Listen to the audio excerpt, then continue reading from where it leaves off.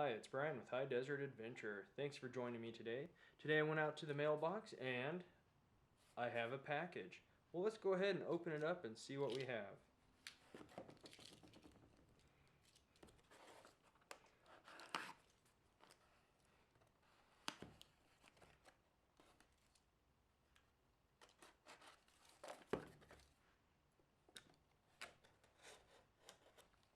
One thing you'll notice right off is this is a well-packaged item.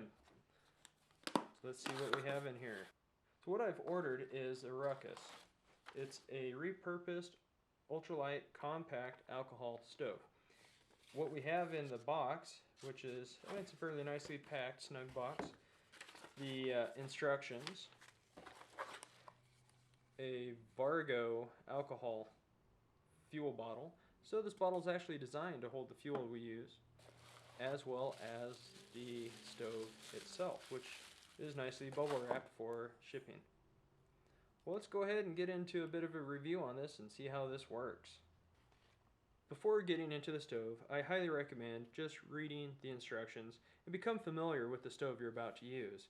These instructions are very well laid out, and it's going to help you get the most efficient use out of your stove. Next, for the fuel bottle, for the Vargo, I prefer using heat, and even on the instructions, it recommends heat or denatured alcohol and has a no to your isopropyl rubbing alcohol, which puts off a nasty soot. And I've been using heat in my other RUCAS, and I've had really good success. Now for this bottle, what I'm going to do is move it over, and I've been using this bottle for a few years and it still works really well. That's one of the reasons I like to get this product, because I know it's going to be quality. Let's see how much this weighs. It's 1.38 ounces. So it's a very lightweight stove, and it's quite a bit stronger. It's going to be more durable than the pop can stoves that we can find anywhere online. And so with it being very lightweight at 1.38 ounces, I'm really pleased with this. Well, let's see how it performs. So as a side note, I'm living at 3,600 feet, so I'm a little higher elevation than many, but for those that are backpacking, good chance you're going to be even higher than that. So I think this is going to be a pretty good test for those that really like to get out into the mountains. So I have a little measuring cup here, and I'm going to start with just 1.5 ounces of fuel. Now that I'm at 1.5 ounces, of course, I'm not going to be carrying this glass measuring device while I'm out. So what we have on the bottle is ounces, which goes 1 to 8, which will give you half increments as well. So that's another bonus for this bottle, so you really know how much fuel that you have. I'm going to go ahead and pour that into the center well. Now for this test, I'm also going to set it down on this little lid. It's 4 inches across. It's something I saw online. I've tried it. I really like just having something underneath it. It's really important to keep it up off the ground when you're out in the woods. It just helps insulate it and just more efficient with your fuel. Now something I am going to be doing is a little faster priming. Right now in my garage, I'm at 42 degrees, so it's cool. Yeah, imagine that's morning temperature, possibly out hiking. So I'm going to do what's known as a little fast prime. Now some of you might have a little bit of a fit with this, but I'm putting fuel down on the lid, closing off the fuel. If you are going to fast prime, I recommend playing around a little bit. The idea is to have the fuel around on the can lid to be burnt by the time all the jets are activated.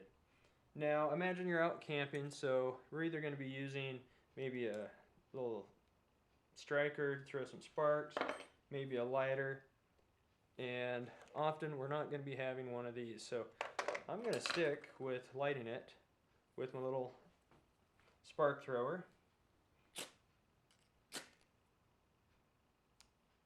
Okay. And I've got the timer going.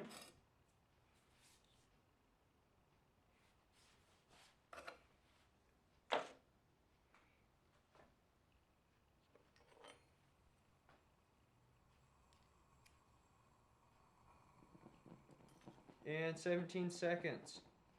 I've got prime and the fuel on the outside.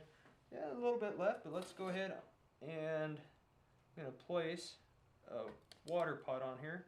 I have 2.5 cups of water. It's been sitting in my garage, so it's about 40 degrees as well. And I'm using the GSI Soloist. I've used this for a few years. I'm going to just move this over to the center. As we'll notice that I do have the pot sitting directly on the stove. We don't want to have it built up or hovering. That's really not going to be very efficient. Sitting down or setting it down on your stove, that's where you're going to get the most efficient burn time for the fuel and getting your water boiling. Now it's really going to be important that you use a windscreen around the stove when you're outside. The wind can blow the flames, and you really want the flames going straight up on into the bottom of the pot, so you don't want them blowing side to side. It's going to be most efficient, again, when you have a windscreen to keep the flames going directly up into whatever you're trying to heat. Okay, so I'm at just after 8 minutes, and we have a rolling boil. So I'm going to go ahead and take the stove off, set it aside, and blow it out. Now earlier I said you'll have boiling water for something warm. So I'm not going to let this water go to waste and make me some hot cocoa. I've given the stove just a couple minutes and it's actually cool enough that I can hold on to. So let's go ahead and measure, see how much fuel is actually back in here. Now there's a little trick here that you're not just dumping it out. Once it gets up to a certain point, it starts dribbling down the side, and we can put it back into the container. Now see I have a 1/4 ounce left out of 1.5. So I think that's a pretty efficient burn. 8 minutes boiling water, and I used 1.25 ounces of fuel.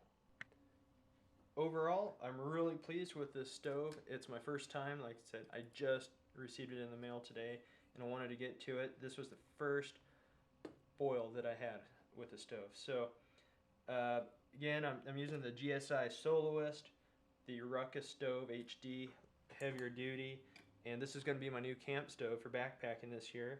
And again, it gets the job done. It's still hot.